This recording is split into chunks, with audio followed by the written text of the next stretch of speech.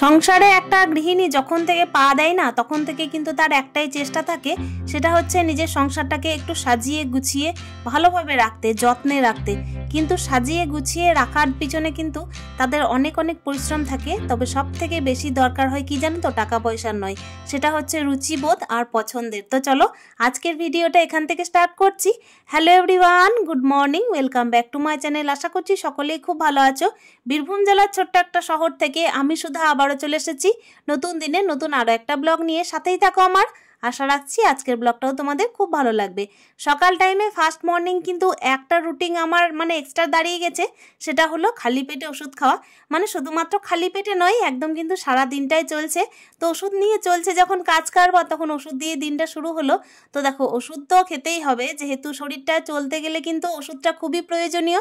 আর একটা গৃহবধূ যখন সংসারের পিছনে লেবার দেয় প্রচুর পরিমাণে, সংসারকে সাজিয়ে গুছিয়ে রাখতে, যত্নে রাখতে, সংসারে মানুষগুলোকে ভালোভাবে রাখতে, তখন কিন্তু দেখো তার শরীরটা চলতেও হবে ঠিকঠাক, তাই না? তো চলো, ওইদিকে কিন্তু ওষুধ খেয়ে নিয়েছি আর এক কাপ চা বিস্কুট খেয়ে নিয়েছি। আজকে হচ্ছে সোমবার, আর সোমবারের ব্লগটাই তোমাদের সাথে শেয়ার করছি। সকাল টাইমে এদিকে ওষুধটা আর চাটা খেয়ে চলে এসেছি দেখো বাসি বিছানাটা তুলতে। আসলে কি বলতো, গৃহিণীরা যে শুধুমাত্র সংসার করবে তা নয়, তবে সংসারের যে সমস্ত কাজগুলো করবে না, তার পিছনে কিন্তু রুচিবোধ আর তার সঙ্গে হচ্ছে পছন্দ, এই দুটো জিনিস থাকা খুবই দরকার। শুধুমাত্র টাকা পয়সা দিয়েই যে ঘর সাজানো হয় তাই নয়, জানো তো। টাকা পয়সা দিয়ে তুমি কোনো জিনিস কিনে আনতে পারো, তবে হ্যাঁ, টাকা পয়সা দিয়ে যে ঘরকে সাজিয়ে রাখতে পারবে তা নয়। ঘরদোর সাজিয়ে রাখতে গেলে তো রুচিবোধটা সব থেকে আগে বেশি দরকার, তারপর কিন্তু দেখো নিজের পছন্দটা। তাই রুচিবোধ যদি খারাপ হয় না, তাহলে কিন্তু দেখবে ঘরদোর সাজানো গোছানো থাকবে না, ওই কোনো রকম ভাবে থাকবে আর কি। তো চলো, এদিকে দেখতেই পাচ্ছ বিছানাটা তুলে নিয়েছি, আর ছেলে এদিকে টিউশন পড়তে বসে গেছে। আজকে কিন্তু সোমবার সকালে স্যার কিন্তু ডেটটা একটু চেঞ্জ করেছেন। এমনিতে তো মঙ্গল বৃহস্পতি শনি ছিল বিকাল টাইমে, কিন্তু এই যে কয়েকদিন যাবত গ্রীষ্মকালটা পড়াই, ডেটগুলো চেঞ্জ হয়ে বিকালের পরিবর্তে সকালে হয়ে গেছে। তো এইদিকে কি বলতো, ডেটটা ছেলের হয়তো চেঞ্জ হতে পারে, সময়টা পরিবর্তন হতে পারে ওর, তবে কি বলতো আমার এদিকে না সংসারে কাজের কোনো পরিবর্তন নেই। আমরা দেখবে সংসারে কাজ করতে করতে সকাল থেকে রাত পর্যন্ত পার করে দিই, কিন্তু দেখবে রাত পর্যন্ত পার করার পর কোন কাজটা সঠিক হচ্ছে কোন কাজটা ব্যাঠিক হচ্ছে সে সমস্ত কিন্তু কেউ দেখবার নেই। আর সব থেকে বড় কথা হচ্ছে কি বলতো, কাজ করলেই হয় না, শুধুমাত্র যে কাজ করে যাব আর কোনো রকম ওই যে খাওয়া দাওয়া করলাম ঘুমালাম সেসব ভাবলে চলবে না। আমি দেখো এদিকে রান্না বান্নায় লেগে পড়বো, তার আগে কি করেছি বলতো, সবজিটা কাটতে লেগেছি। আমি তো দেখো বাসি কাপড়েই আছি এখনো পর্যন্ত, ওই জন্য বাসি কাজটা সেরে নিয়ে তারপর কিন্তু বিছানা টিছানা তুলে একদম চলে এসেছি সবজিটা কাটতে। স্নানে যাব, স্নানে গিয়ে পুজো টুজো সারবো। আমার কিন্তু প্রত্যেক দিনের কাজ এইরকমই থাকে। তোমরা তো যারা আমার ব্লগ প্রত্যেক দিন দেখো তারা কিন্তু বুঝতে পারবে, যারা ফলো করো আমাকে তারা নিশ্চয়ই বুঝেছো আমাকে, যে আমি কিন্তু দেখো বাসি কাপড়ে কোনো কিছু করা পছন্দ করি না। অনেকে জানো তো টাকা পয়সার অভাব নেই, তবে হ্যাঁ আছে কি জানো তো, রুচিবোধের অভাব যদি জীবনে থাকে না, তাহলে কিন্তু নিজে কখনো মাইন্ডটাকে ফ্রেশ রাখতে পারা যায় না। ওই কোনো রকম খেলাম দিলাম আর এমনি থেকে গেলাম, সেরকম কাজ কারবার আমি একদম পছন্দ করি না। পছন্দ করি কি জানো তো, একদম সকাল থেকে ফ্রেশভাবে কাজ করতে। ফ্রেশভাবে কাজ করলে কি হয় জানো তো, ঘর সংসারে তো একটা দেবী বাস করে, সেটা আমার মনে হয়। দেবী বলতে ওনাকে কিন্তু মা লক্ষ্মীরও রূপ দেওয়া যেতে পারে, মা দুর্গারও রূপ দেওয়া যেতে পারে, এটা আসলে মানার বিষয়। আর আমরা দেখবে যারা কিনা এমনি মানতে পছন্দ করি না, ওই সংসারটাকে জড় বস্তু মনে করি, তাদের কাছে কিন্তু এটা সহজ হয়ে যায়। সংসারের কাজগুলো বাসি কাপড়ে করব, তার সঙ্গে হচ্ছে যেমন খুশি করব, আর ঘর দৌড়ও যেমন খুশি রাখবো।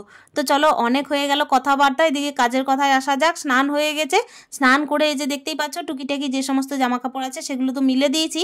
তবে কালকের বিকালের কিন্তু অনেকগুলো জামা কাপড় কাঁচা ছিল, সেগুলো কিন্তু আমি মিলবো। তবে তার আগে কি করব বলো তো, এই যে কাজটা আগে করা সেটা আগে করে নিই, কেন কি পুজোটা না দিলে না মনটা ভালো লাগে না, পুজোটা আগে দিয়ে ফেলি।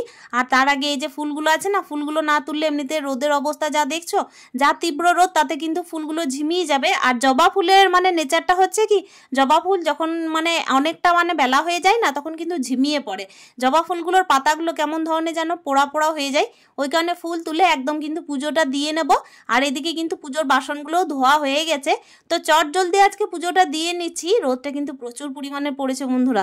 একটা টাইম ছিল যখন সংসারে কাজ কিছুই বুঝতাম না, কিন্তু এখন মনের মধ্যে এমন একটা রুচিবোধ চলে এসেছে, তাতে কিন্তু বুঝতে পারি কোন কাজটা আগে করা দরকার, কোন কাজটা পরে করা দরকার, আর কোন কাজটা করলে সংসারটা একটু গুছানো থাকবে।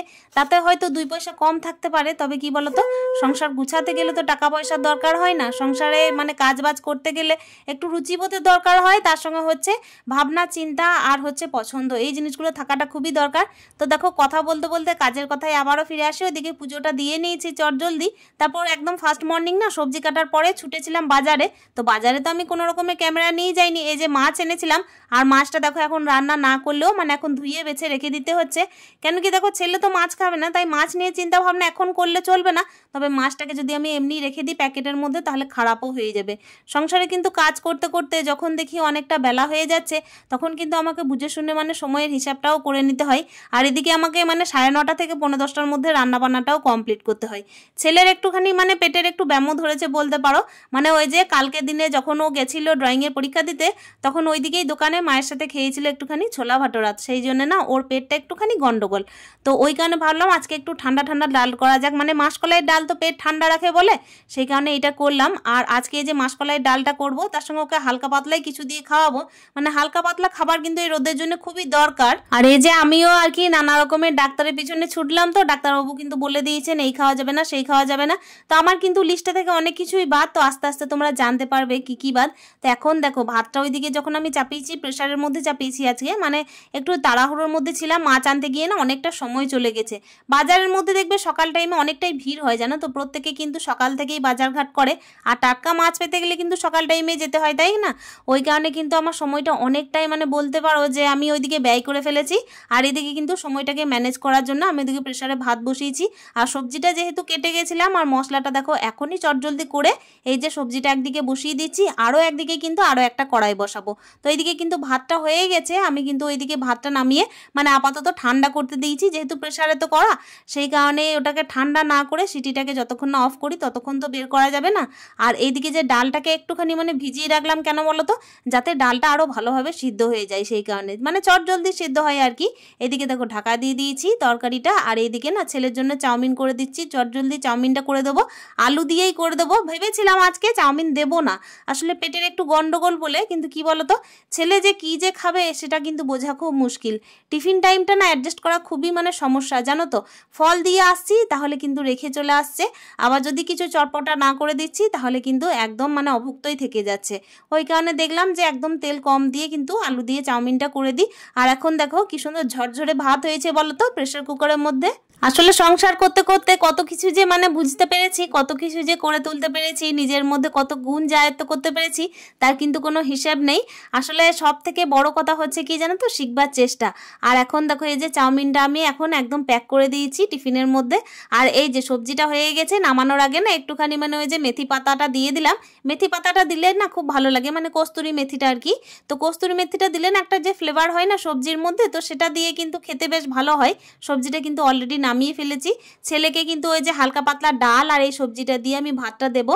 আর এখন দেখো আমি কিন্তু অলরেডি ছেলেকে মানে স্কুলের গাড়িতে বসিয়ে দিয়ে এসেছি, আর এসেই কিন্তু চটজলদি এবার মাছটা করে নিচ্ছি। আজকে বাজারে গেছিলাম তখন কিন্তু আমি চারাপোনা নেবো ভেবেই গেছিলাম, তো চারাপোনা যখন নিলাম না তখন দেখলাম যে কাতলা মাছও আছে ভালো ভালো। তো আমি যেহেতু একা মানুষ তাই কিন্তু 400 গ্রাম মানে কাতলা মাছ এনেছি, আর তার সঙ্গে কিন্তু বাকি সমস্তটাই পোনা মাছ এনেছি। পোনা মাছটা এদিকে কিন্তু আমি এই যে ভরে রেখে দিচ্ছি, আজকে কিন্তু একটাও রান্না করব না, কেন কি পোনা মাছটা কিন্তু একটু মানে ওই আলু কলা দিয়ে খাবো ভেবেছিলাম, পেঁপে আলু কলা দিয়ে। তো সেই কারণেই মানে আমি কিন্তু এখন খাবারের স্টাইলটা না একটুখানি চেঞ্জ করেছি জানো তো, হালকা পাতলা খেতে মানে ইচ্ছা করছে বেশিরভাগ, আর ডাক্তারবাবুরও কিন্তু এটাই নির্দেশ যে হালকা পাতলা খেতে হবে কিন্তু পুষ্টিকর খেতে হবে। সেই কারণে আমি চেষ্টা করলাম যে এই যে আলু আর এই যে কলা দিয়ে যে মাছটা করব সেটা একমাত্র পোনা মাছ দিয়ে ভালো লাগবে, আর এই যে কাতলা মাছটা করব এটাতেও কিন্তু আমি কোনো রকমের টমেটো দেবো না, সেটাও কিন্তু ডাক্তারি মতে আমার মানা আছে। তো সেই কারণে আলু আর এমনি কাতলা মাছের ঝোল করব, এটা কিন্তু এমনি সিম্পল করব অল্প মশলা দিয়ে। তাছাড়াও কিন্তু দেখো মাছ যদি মানে টাটকা হয় না, দেশি হয়, তাহলে কিন্তু দেখবে পাতলা ঝোলও এমনিতে টেস্ট হয়ে যায় বলো। বলো? আর আমাদের যেহেতু গ্রামে বাড়ি না, সেই কারণে দেখবে আমাদের এখানে না সব কিছু এমনি টাটকা টাটকাই পাওয়া যায়, কোনো অসুবিধা হয় না কিছু। আর এখন দেখো কথা বলতে বলতে আমার রান্নাটা অলরেডি হয়ে গেছে। এই যে লাস্ট বেলায় এই যে আলু কাতলা মাছের ঝোলটা বাকি ছিল সেটাও করে নিয়েছি। তো ওইদিকে গ্যাস ওভেনটা কিন্তু প্রচণ্ড গরম আছে, সেই কারণে সঙ্গে সঙ্গে মুছলাম না। তার আগে দেখলাম এই যে কালকের কয়েকটা জামা কাপড় ছিল বিকালের আর কি, তো সেগুলোকে আমি ভাঁজ করে রাখি। আর অলরেডি কালকে যেগুলো আর কি মানে আধ শুকনো জামা কাপড় ছিল সেইগুলো তো আমি বাইরে মিলে দিয়ে এসেছি। আর এই যে জামা কাপড়গুলো আগেকার ছিল সেগুলোকে ভাঁজ করে এখন কিন্তু আলমারির মধ্যে তুলে রাখবো। মানে 2 দিন যাবৎ কিন্তু জামা কাপড় আমার ভাঁজ করা হয়নি, জানো তো। একটুখানি ছেলেকে নিয়েও ব্যস্ত ছিলাম, তাছাড়াও কিন্তু নিজের শরীর নিয়েও একটুখানি শশব্যস্ত ছিলাম। আর এই তো সুন্দর করে জামা কাপড়গুলো ভাঁজ করে নেওয়ার পরে দেখো আলমারির মধ্যে ভরে নিতে চলে এসেছি। আর এই যে আলমারিটার মধ্যে কিন্তু কি থাকতো বলো তো? আগে কিন্তু বাবার দোকানে থাকতো নানা রকমের বিস্কুট, তারপর হচ্ছে নানা রকমের চা পাতা, তারপর যে সমস্ত জিনিসগুলো মুদিখানায় থাকে আর কি, সেই সমস্তই সাবান, তেল, ক্রিম, এইসব। আর আলমারিটা কিন্তু মোটেও এরকম দেখতে ছিল না, জানো তো। ওপেন ছিল একদম, কিন্তু কোনো রকমের কোনো প্লাইবোর্ড দেওয়া ছিল না, কোনো রকমের আলমারির মতো করা ছিল না। এমনি যেরকম আর কি দোকানের তাকগুলো হয় তো সেরকমই করা ছিল। কিন্তু ওটাকে কেমন ভাবে বানিয়েছি বলো তো? আমি মিস্ত্রি ডেকে ওটাকে আমি প্লাই দিয়েছি, তার উপরে আবার রং করেছি, মানে প্লাইটাকে একটু রঙিন দেওয়ার চেষ্টা করেছি। আর সাইডে সাইডে যেগুলোকে আর কি দিয়েছি সেগুলো একটু মানে রং দিয়েছি। তো সেটার জন্য কিন্তু আলমারিটা দেখতে একদম খুব সুন্দর লাগে, বলো কাপড়ের দোকানে যেরকম থাকে সেরকমই। তো এটার জন্য কি বলো তো, টাকা পয়সার সেইভাবে কোনো দরকার হয়নি। দরকার কি হয়েছে বলো তো? সেটা হচ্ছে নিজের রুচিবোধের আর হচ্ছে পছন্দের। আমি কিন্তু নিজের পছন্দের দ্বারাই সংসারের প্রত্যেকটা জিনিসকে দাঁড় করেছি। তবে সেটার পিছনে যে অনেক খরচা করেছি তাও নয়। এই যে গ্যাস ওভেনটা দেখতে পাও সেটার কিন্তু তোমরা অনেকে সুনাম করো, কিন্তু এটা মোটেও একেবারে প্রেস্টিজের নয় বা কোনো রকমের কোনো দামি কোম্পানির নয়। আমি মাত্র 3000 টাকাতেই কিনেছিলাম। আসলে তখন কিন্তু দোকানদার বলেছিলেন যে প্রেস্টিজের কিনলে কিন্তু এত বছরের গ্যারেন্টি আছে, এত বছরের ওয়ারেন্টি আছে। তো দোকানদারের সেই সমস্ত কথাগুলোকে মাথার মধ্যে না ঢুকিয়ে সবসময় চিন্তা করি কি বলতো, যতই হোক না কেন একজন নারী, তো নারীদের কিন্তু অনেক রকমের ইচ্ছা থাকতে পারে যে আমার ঘরে নানা রকমের দামি দামি জিনিস থাক। তবে আমি সেই সমস্ত চিন্তা ভাবনাকে কখনো মনের মধ্যে প্রশ্রয় দিইনি, এখনো পর্যন্ত দিইনি। ইভেন আমার পাশের বাড়িতে যে জিনিসগুলো আছে সেগুলো দেখেও কখনো আমার লোভ হয়নি বা কখনো মনের মধ্যে জাগেনি যে ওর আছে তাহলে আমার কেন নেই। আসলে ব্যাপার হচ্ছে ওর আছে মানে যে ও সাজিয়ে গুছিয়ে রাখতে পারবে আর আমি রাখতে পারবো না তা নয়, বরং তার থেকে আমি আরো ভালো সাজিয়ে রাখতে পারি আমার কম দামি জিনিস দিয়েও। আসলে টাকা পয়সা দিয়ে তো ঘর সাজে না, ঘর সাজে রুচিবোধ দিয়ে, আর সব থেকে বড় কথা হচ্ছে পছন্দ দিয়ে। আর এখন দেখো এই যে টেবিলের মধ্যে যে সমস্ত জিনিসগুলো আছে সেগুলোও কিন্তু একদম মানে বলতে পারো যে খুবই কম দামের, তবুও কিন্তু দেখো সাজিয়ে গুছিয়ে পরিষ্কার পরিচ্ছন্নতা মেনটেন করে ঘরের মধ্যে গুছিয়ে রেখেছি। আর এই তো দেখো সংসারে কাজ করতে করতে একেবারে কিন্তু ভিডিওর লাস্ট পর্যায়ে চলে এসেছি। আর আজকের ভিডিওটা তোমাদের কেমন লেগেছে অতি অবশ্যই একটা কমেন্টে জানিও। তাহলে দেখা করছি অন্য দিনের অন্য ভিডিওতে। স্টে হ্যাপি, হ্যাপি মন, টাটা।